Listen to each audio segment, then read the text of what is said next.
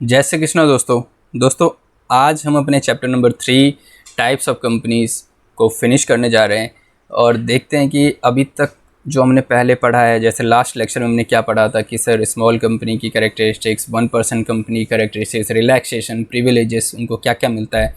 अब आज का टॉपिक हमारा रहने वाला है जब 1% कंपनी को अदर कंपनी में कन्वर्ट होना है, चाहे वो प्राइवेट कंपनी में, पब्लिक कंपनी में अगर कन्वर्ट होना है तो उनको क्या करना होगा। और आज का लेक्चर हमारा इस चैप्टर के लिए लास्ट लेक्चर रहने वाला है, तो आज फिनिश करते हैं इस चैप्टर को। Conversion of 1% company into other companies. Ministry of corporate affairs, government of India has issued the companies incorporation rule 2014।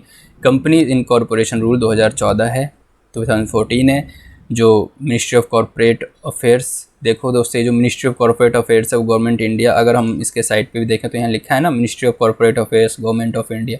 हम जो भी पढ़ रहे हैं, कॉमर्स की एक खासियत है कि इसमें आप जितने भी सब्जेक्ट पढ़ रहे हैं उतनी ही टाइप की जॉब है, उतने ही टाइप का काम भी है।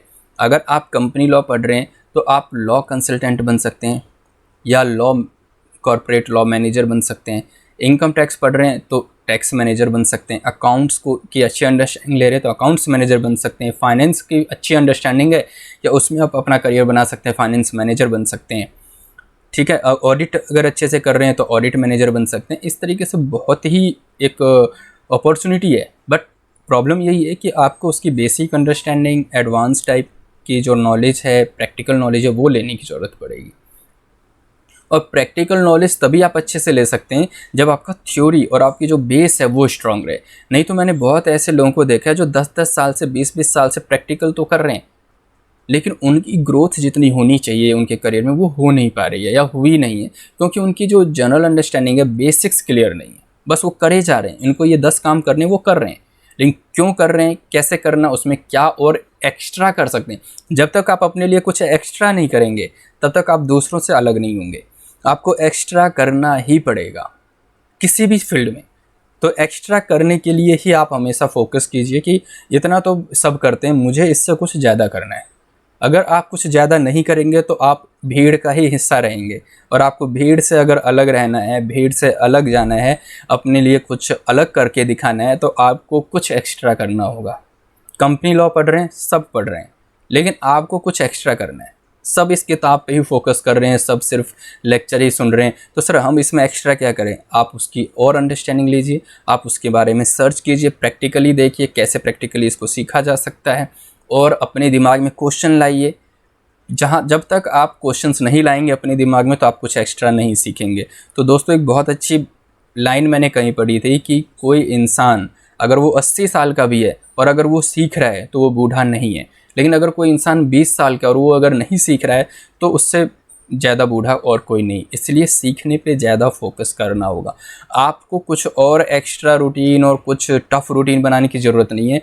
आपको बस इतना ध्यान देना है कि आपको जो 24 आवर्स मिले हैं उसमें टाइम वेस्ट नहीं करना है। बस एक चीज़ पे फोकस कीजिए कि मुझे टाइम वेस्ट नहीं करना है, बस, और कुछ भी नहीं कि ये रूटीन बनाना है, इतना टफ रूटीन फॉलो करना है, ये करना वो करना है, वो सब बाद की बात है। पहला फोकस होना चाहिए कि जी सर मुझे टाइम वेस्ट नहीं करना है। जैसे ही आपका फोकस टाइम वेस्ट नहीं करना है, जब इस पे आ जाएंगे तो अपने आप ही आपको पता लगेगा कि आप टाइम वेस्ट कहाँ कहाँ करते हैं और क्या क्या आपको नहीं करना। जैसे ही आप टाइम वेस्ट करना कम कर देंगे तो आप ऑटोमेटिकली इफ़ेक्टिव तरीके से अपने टाइम का यूटिलाइजेशन भी कर देंगे।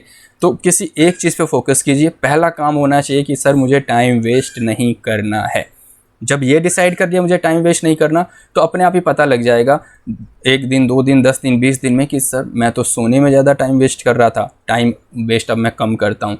मैं तो खेलने में ज़्यादा कर रहा था, मैं तो दोस्तों के साथ घूमने में ज़्यादा कर रहा था, मैं तो यूट्यूब पे ज़्यादा कर रहा था, मैं तो सोशल मीडिया पे ज़्यादा कर रहा था। वो सब बात की बात। अभी जैसे आपने ये कर लिया ना कि मुझे फेसबुक नहीं चलानी है, तो वो आप उस पर ध्यान देंगे कि यार फेसबुक से कैसे रोकना है अपने आप को। आप उस पर ध्यान ही मत दीजिए। फेसबुक, यूट्यूब, सोना, खेलना, जितना भी जगह जगह आप टाइम वेस्ट कर रहे हैं उसको कभी उस पर अभी ध्यान ही नहीं देना। पहला ध्यान देना मुझे टाइम वेस्ट नहीं करना है, बस ये दिमाग में होना चाहिए। आप कुछ भी कर रहे हैं, अगर आपके दिमाग में ये फीलिंग आ रही है, दिल में ये फीलिंग आ रही है यार ये तो टाइम वेस्ट है, तो अब उसको रोक दीजिए। कुछ भी ऐसा जो आपको लगे कि ये आपका टाइम वेस्ट है तो आप उसको रोक दीजिए। अब अपने आप ही पता लग जाएगा कि कहाँ कहाँ टाइम वेस्ट हो रहा है ना। तो इसीलिए किसी एक चीज़ को टारगेट मत कीजिए, मुझे ये नहीं करना, मुझे फेसबुक नहीं चलानी, मुझे यूट्यूब नहीं देखना, मुझे इंस्टा नहीं चलाना, ये सब बात की बात है। फोकस करो, मुझे टाइम वेस्ट नहीं करना है। तो बहुत हो गई आज का ज्ञान, आगे पढ़ते हैं। Conversion of 1% company into other company. अगर आप 1% कंपनी को अदर कंपनी में कन्वर्ट करना चाहते हैं तो आपको क्या फॉलो करना है? इनकॉर्पोरेशन रूल 2014, आपको रूल्स नहीं पढ़ने, आपको जनरल अंडरस्टैंडिंग लेनी है। Provide provisions regarding to conversion 1% company into a private और पब्लिक कंपनी। अगर आप प्राइवेट में कन्वर्ट कर रहे हैं, पब्लिक कंपनी में कर रहे हैं, तो क्या करना है आपको? Conversion bye operation of law खुद ही आपको कन्वर्ट करने के लिए बोल देगा, भाई अब तुम्हें कन्वर्ट होना। तो लॉ कब बोलेगा सर? जब आपने पेड अप शेयर कैपिटल की लिमिट एक्सीड कर दी, जब आपने टर्नओवर की लिमिट एक्सीड कर दी, तो लॉ आपको खुद ही बोल देगा कि भैया अब तुम 1% कंपनी हो नहीं, कन्वर्ट करना पड़ेगा। तो सर कैसे? When the paid up share capital of an 1% company extend the limit of 50 lakh. अगर 50 लाख से ज़्यादा आपकी पेड अप कैपिटल हो गई, टर्नओवर 2 करोड़ से ज़्यादा हो गई, तो आप 1% कंपनी नहीं रहे, अब आपको कन्वर्ट होना ही पड़ेगा। Such 1% company shall be required to convert itself within 6 months into either a private company with 2 member and 2 director or a public company with 7 member and 3 director according to section 18। अगर आप ऊपर की limit को cross कर देते हैं तो 6 महीने के अंदर अंदर आपको कन्वर्जन करना पड़ेगा। और या तो आप प्राइवेट में जाइए, मिनिमम 2 मेंबर लाइए, और पब्लिक में जाइए, मिनिमम 7 मेंबर लाइए।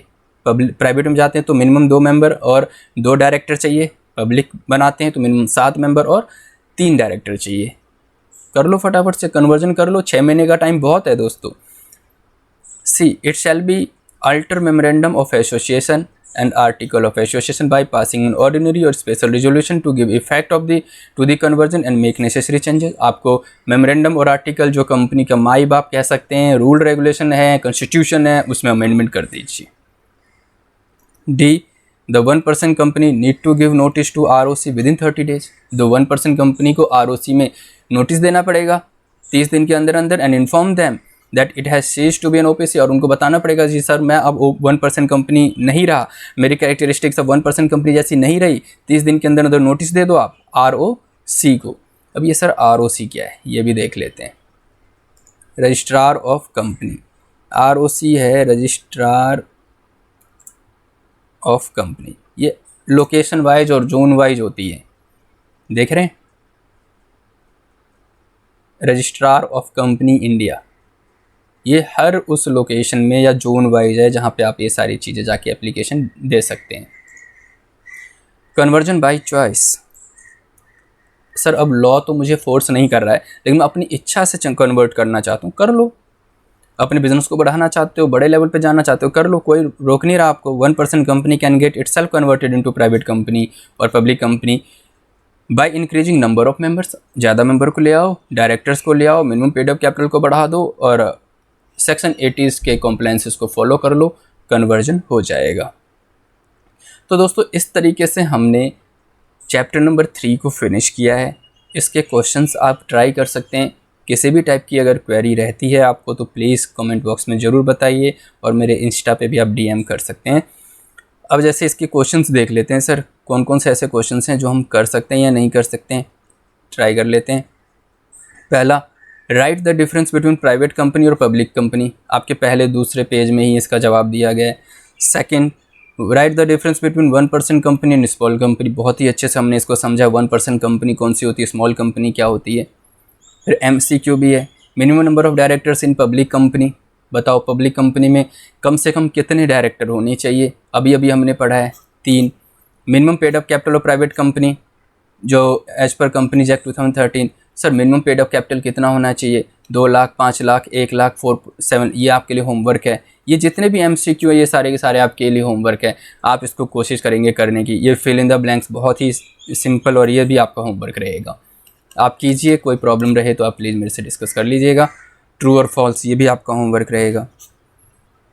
तो दोस्तों इस तरीके से हमने चैप्टर नंबर 3 को बहुत ही अच्छे से फिनिश किया। फिर भी अगर आपकी क्वेरी किसी भी टॉपिक में रहती है तो प्लीज़ मुझे ज़रूर बताइएगा, और हम नेक्स्ट लेक्चर में अपना जो नया चैप्टर होगा पहले एक बार क्विक रिवीजन कर लेंगे चैप्टर नंबर 3 का, और जो लेसन नंबर 4 होगा टाइप्स ऑफ कंपनीज़ का ही जो सेकंड पार्ट है वो हम शुरू करेंगे और इसको भी बहुत अच्छे से समझेंगे। आप बिल्कुल रिलैक्स रहिए, बहुत ही अच्छी अंडरस्टैंडिंग आपको मिलेगी और ज़्यादा पेन लेने की ज़रूरत नहीं है, ज़्यादा स्ट्रेस लेने की ज़रूरत नहीं है। अगर पढ़ाई में स्ट्रेस है तो पढ़ना कैसा फिर? पढ़ने को एंजॉय करना है, पढ़ाई को हमें एंजॉय करना है ताकि बिना किसी स्ट्रेस के हम अपनी पढ़ाई पूरी करें।